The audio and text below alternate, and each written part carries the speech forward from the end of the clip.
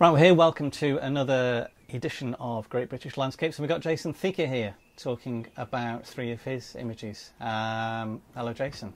Hello there. And tell us a little bit about this first image. This image was taken this winter, and it was near Bolton Abbey. Bolton Abbey is I go there a lot with the I just go there a lot really. It's a fantastic place and great sort of walking and massive photographic potential.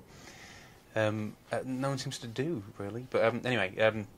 But this image was I'd been to the Abbey and sort of the classic shot of the Abbey. And sort of taking it, and I could see the weather was really starting to turn quite interesting. Is this winter? Yeah. So it was on the coldest day of winter actually. It was -8 at this point. Right. It was -8 at midday actually. So it was kind of that's pretty. Lord. It's pretty freezing. Anyway, it was we'd gone around and there's like a where the Abbey is, the main bit of the Abbey, and you sort of walk downstream a little bit.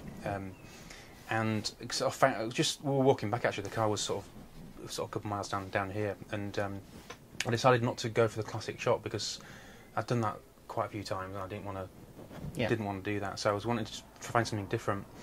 And as we were walking back to the car, I always wanted to walk along the river and find something. This was completely unplanned. I didn't know what was going down here. I sort of saw these interesting forms in the ice, and decided to go and explore them. Well, my son saw them actually. My 11-year-old son was down there with me. So he went down, and he's got my old cast-off camera, so he wanted to take pictures of it as well. And is this your Sherpa? No, not a Sherpa anymore. If well, no, he's not quite old enough to be Sherpa yet. My Sherpa wife in training. Yeah. But anyway, so we went down there, and it was really slippy down here. But I managed to sort of do something with these rocks. And the difficulty here was getting the space around them and trying to make sure that. They were a nightmare to compose actually. I mean, there wasn't actually that many of them, and it was kind of quite messy. You can see further down here, and I really wanted these sort of lovely little curves and stuff. Yeah, there's not many in the background, is there? No, it wasn't, and there was quite a lot. The difficulty here was there was a lot of mess down here, which I didn't really like. Yeah. So I kind of decided not to follow that. But I started off on the bank, and there was some really interesting sort of grasses and stuff with frost and stuff. But I felt it was more appropriate to go into the water.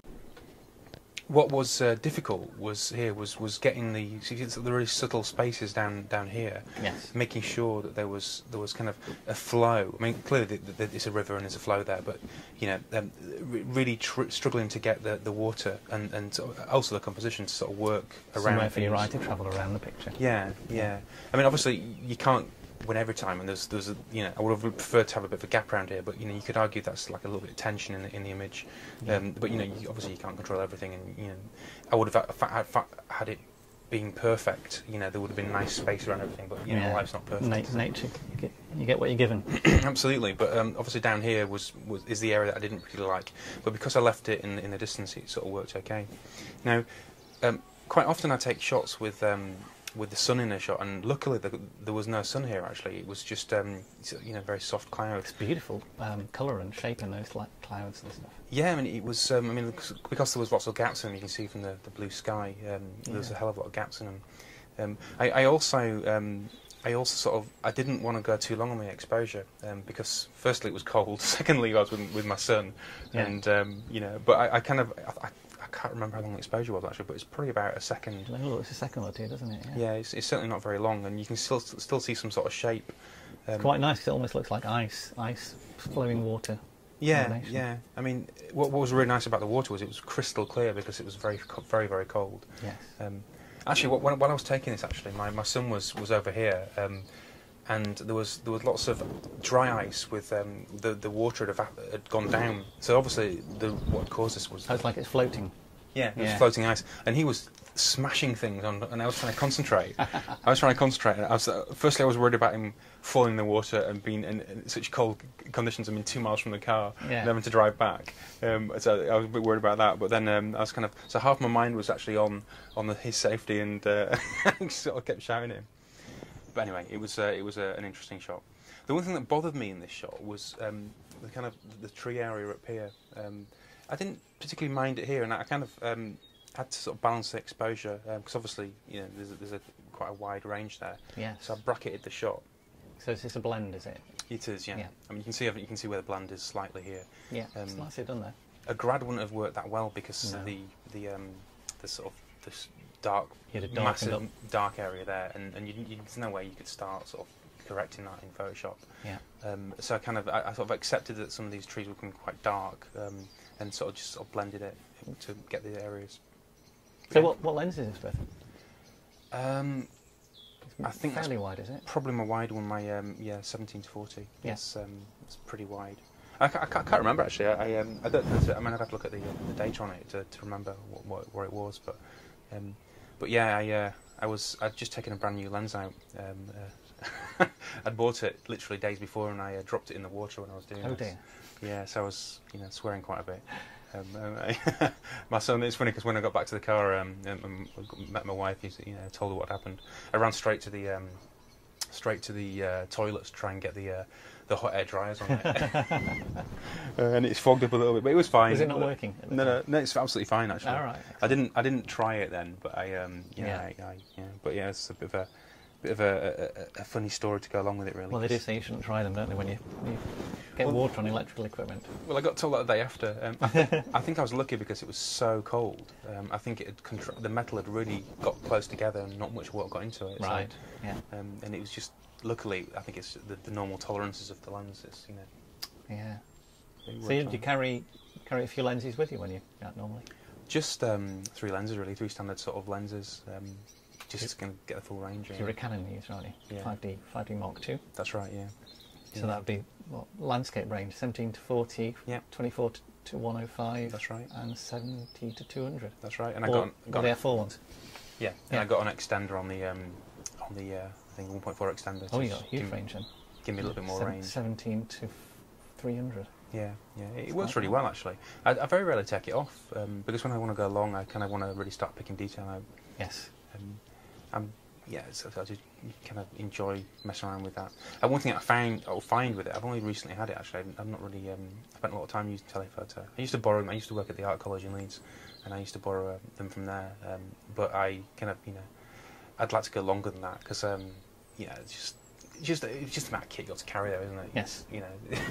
You start buying all these lenses and you just think it's heavy very quickly. I'm not taking all this stuff out with me. Yeah. That with a big tripod and stuff. So yeah, it's. I know when I first went out photographing, you had a Canon Rebel and, yes. and a tiny tripod. It was really light. Pick it up now. That's what my son's using that now. Yeah. Pick that up now, and it's like a little toy. Yes. In comparison, but all photographers get heavier bags as time progresses. Oh, it's horrendous. Got a bad back as well, so it's. I just bought a new bag actually. A rucksack. Yeah, a big rucksack. Ah. So I just got all this junk in it. You'll progress to an 810 back camera No. by the end of it. I hope not. I'm not sure my back could take it really. So we should say you're not far from Bolton Abbey, are you? You're from North Leeds. Yeah, I from Otley. It's about. We used to cycle here as kids actually, and spent a lot of time in this area. And I think it's interesting. This area. I've got another shot actually from there. Let's look here. I've forgotten how to do this now. Apple and then that little dash character. Oh, that's it. I don't use a Mac. There we go. This one. This is just a little bit further upriver, so this is kind of another attempt from Bolton Abbey to get a shot that's not the obvious from the location. This is just down from the Strid actually. Yeah. And it's I took this a good few years ago, and it's a project that I've been sort of working on for quite a number of years in this area, where I'm sort of, there's a lot of scum coming down from the Strid, and I just noticed one day that when I was kind of 90 degrees to the river, the tract of the river, and it was really it's quite a heavy rain day. The previous few days had been a lot of rain, so there's a lot of peat in the water. But what I really liked about it was the way that the depth. So this here in the foreground is actually blurred water. It's not actually out of focus. You can see here that these pebbles are almost on the surface. So it's the depth of the water in the foreground causing the blur. There's like a little puddle here. And I actually on this shot I actually experimented quite a bit, and I was pulling grass up and chucking it in. I wanted to get some green tinges in there. Yeah, some sort of shades of green coming in. It didn't work actually. It looked bloody horrible, but.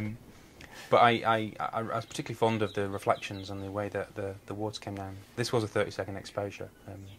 It's like a barcode almost, isn't it, in the middle? Yeah, I mean, that's kind of what I titled it.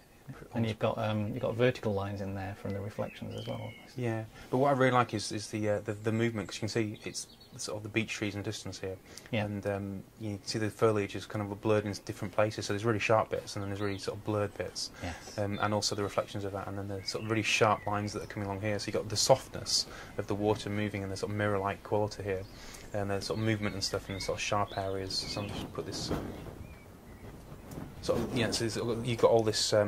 Sort of blurredness here, and the really sharpness that's sort of dragging your eye along here. Yes. And also the different depths and levels. So the river clearly is quite deep here, but you've got the, as it gradually gets shallower, the peat in the water enables you to sort of see some subtle shades going in. Different bands of colour all the way through it. I have actually considered. Leave that on if you like, 'cause it still works. Yeah, I'll leave it on. I've considered cropping this square actually, and someone did give me some feedback about doing that. Now, I think it probably would work better, but I think I'm still quite fond of. I mean, it does kind of work, and perhaps a little bit further down actually. Maybe, yeah, just do that. Still on it. Yeah, yeah. So I've considered sort of doing that kind of crop on it. Yeah. But, yeah, obviously without that line on it. Yeah. But to sort of get the nice, because what I really like about this is the graduated sort of depths of this peat that was creating, and what I really like is as well is the sort of lines that are going across. Transitions of colour, isn't it? Yeah, I think sometimes there's a bit too much going on at the top here, and so I think you can afford to lose some of this at the top. But I like this kind of curve in the the sort of the bright area and sort of dark and sort of. For me anyway, my eye sort of I was almost not lost, but it feels like there's something else in there that. Maybe it's because I actually know there's something else in there. And I've walked a lot in the forest here, and I know exactly what's on the other side. But for me, my eye it wants to sort of find out what's beyond, really. Well, there is a lot of shape in there, isn't there? There's still, it's not just a massive green across the top there. There's different tones of green, and there's overall shape, because it's not just like the same texture everywhere.